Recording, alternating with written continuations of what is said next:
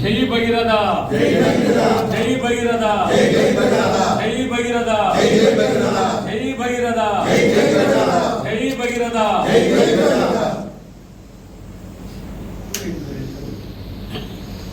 పూలందరూ పట్టుకుని ఆయన అడ్డు వస్తున్నారు. ఏమనుకున్నారు పట్టుకుని అందరూ ఒకసారి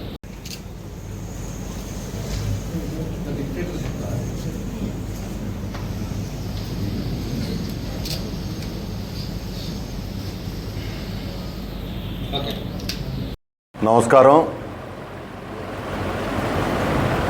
అధికారం కోసం ఎవరినైనా బలిపీఠంపై కూర్చోపెట్టి బలిచ్చే మనస్తత్వం జగన్మోహన్ రెడ్డి గారిది. అది సొంత కుటుంబం అయినా, పార్టీ నాయకులైనా, తండ్రి అయినా, బాబాయ్ అయినా, తల్లి అయినా, చెల్లైనా, ఎవరైనా పర్లా, ఆయనకు అధికారం ముఖ్యం. అంతేగాని ఆయనకి బంధాలు, అనుబంధాలు, లేకపోతే నాయకుల, కార్యకర్తల ఇవన్నీ ఆయనకు అనవసరం. ఆయనకు అధికారమే ఏకైక మార్గం.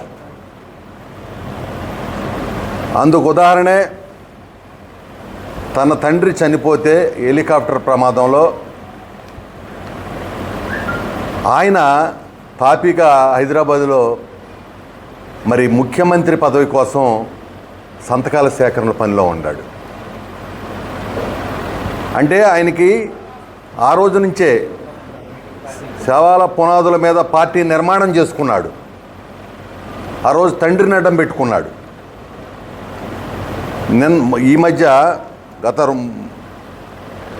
రాజకీయ ప్రయోజనాల కోసం మరి బాబాయిని చంపితే ఆర్థిక ప్రయోజనాల కోసం సొంత పార్టీ నేత పెద్ద దస్తగిరిని కూడా మట్టు పెట్టేశారు. కడప జిల్లాలో పెద్ద దస్తగిరిని.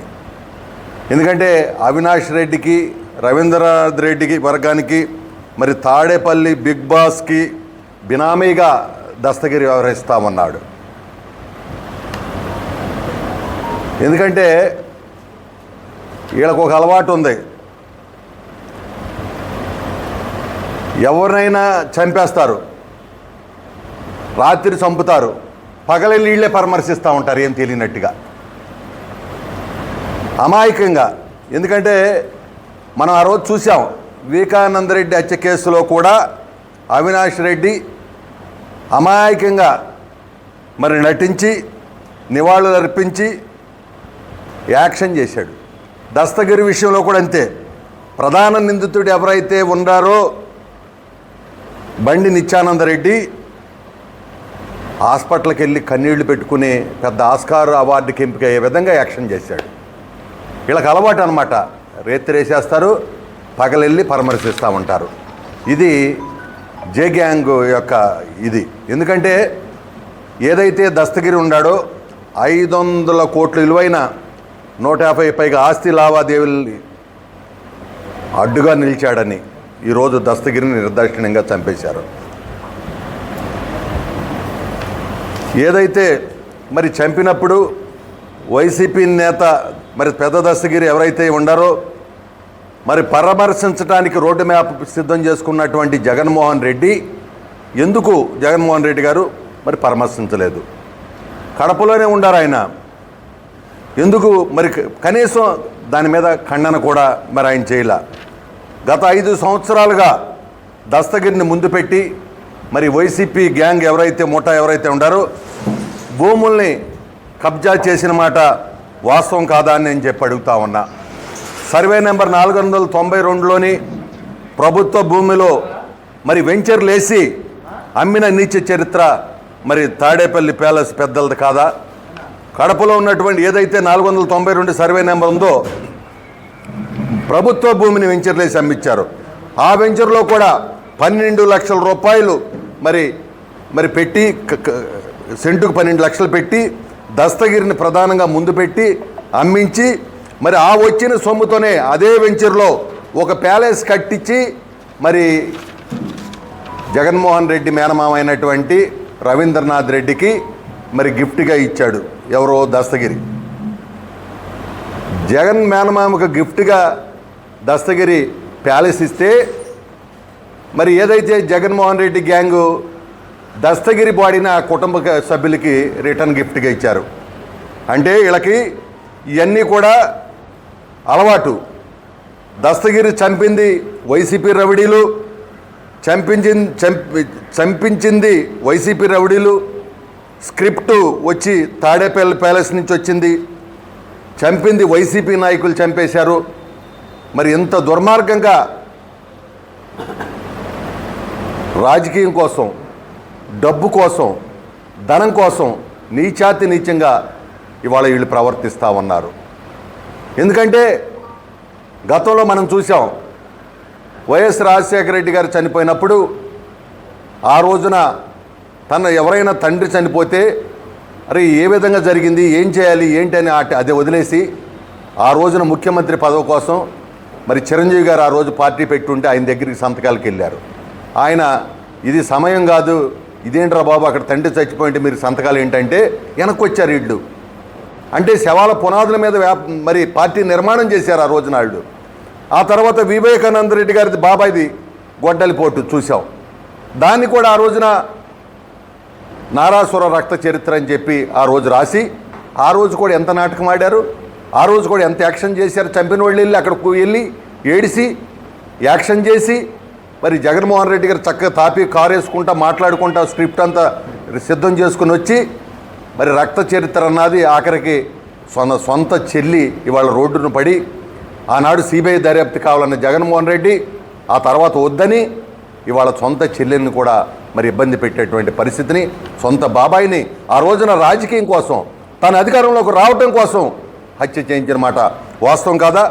మరి నిన్న కాక మొన్న మరి మళ్ళీ ప్రతిపక్షంలోకి వెళ్ళినాక ప్రజలు ప్రతిపక్షంలో కూర్చోబెడితే సొంత కార్యకర్త సింగయ్యని నిమ్మకాయలు తొక్కిచ్చినట్టు కారు కింద పడేసి తొక్కిచ్చిన మాట వాస్తవం కాదా? ఇది ప్రపంచమంతా చూడలేదా? అదేవిధంగా గతంలో మీరు అధికారంలో ఉన్నప్పుడు దళితుడైనటువంటి సుబ్రహ్మణ్యాన్ని మీ ఎమ్మెల్సీ హత్య చేసి డోర్ డెలివరీ చేస్తే కనీసం హత్య చేసినటువంటి వ్యక్తిని పార్టీలో నుంచి మీరు సస్పెండ్ చేశారా?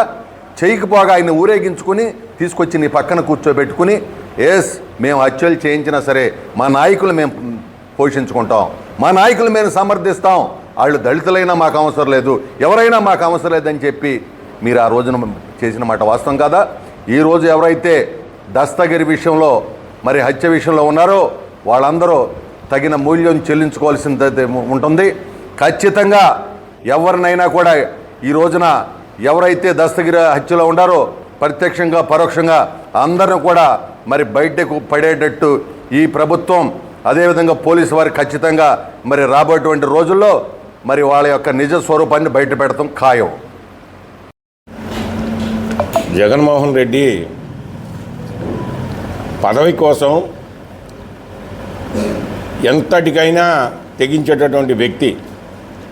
ఆ రోజున జగన్మోహన్ రెడ్డి తండ్రి వైఎస్ రాజశేఖర రెడ్డి ముఖ్యమంత్రిగా ఉన్నప్పుడు ఆయన అడ్డం పెట్టుకుని 1,00,000 కోట్లు సంపాదించి తండ్రి చనిపోతే ఎక్కడున్నా నువ్వు, వచ్చిన తర్వాత ఏం చేశాను, వచ్చిన తర్వాత ఎంతటి కఠినుడైనా సరే ఎంతటి వాడైనా సరే తండ్రి చనిపోతే ఆ బాధలో ఉండి ఏంటి ఇలా జరిగిందనేది బాధలో ఉండాలి. కానీ నువ్వు వచ్చిన తర్వాత ఎమ్మెల్యేలు అందరితో కూడా సంతకాల సేకరణ, నేను ముఖ్యమంత్రిని అని చెప్పిన సమయం సంతకాలు చేయమని చెప్పేసానని సంతకాల సేకరణలో నువ్వు సేకరించావనంటే ఈ హత్యకు నీ తండ్రికి హత్యకు నీకు సంబంధం ఉంది.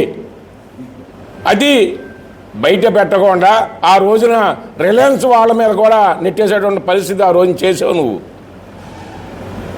ఇలాంటి జగన్మోహన్ రెడ్డి ముఖ్యమంత్రి పదవి కోసం ఆయన ఆ రోజున 1,00,000 కోట్లు ప్రూఫ్ అయిందనే 16 నెలలు జైలు శిక్ష అనుభవించావు.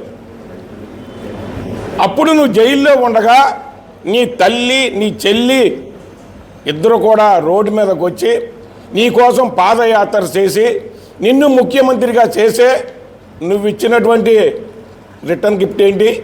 వాళ్ళిద్దరిని రోడ్డు మీద తోసేసావు ఆస్తి కోసం, నీ చెల్లెల్ని నీ తల్లిని కూడా. అలాంటి వ్యక్తివి నువ్వు జగన్మోహన్ రెడ్డి. ఈ రోజున పెద్ద దస్తగిరిని చంపించింది కూడా మీ పాత్ర ఉంది. మీ పాత్ర ఉండి నువ్వు కనీసం మీ వెనకాల ఉన్నటువంటి నీ మేనమామకు ప్యాలెస్ కట్టించేటువంటి వ్యక్తి పెద్ద దస్తగిరి. ఈయన అడ్డం పెట్టుకుని ఒక బీసీ కులస్తుడిని ఈ రోజు నువ్వు అలా చేసావని అంటే జగన్మోహన్ రెడ్డి నీకు బీసీలన్నా ఎస్సీలన్నా ఎస్టీలన్నా నీకు అసలు పడదు. నీ రాజకీయం కోసం ఎవరినైనా చంపేస్తావు జగన్మోహన్ రెడ్డి. ఇప్పటికైనా సరే ఆ దస్తగిరి పెద్ద దస్తగిరిని చంపిన వాళ్ళని ఎట్టి పరిస్థితుల్లో కూడా వదిలిపెట్టే సమస్య లేదు. అధికారులందరూ కూడా పర్యవేక్షణలో ఉన్నారు.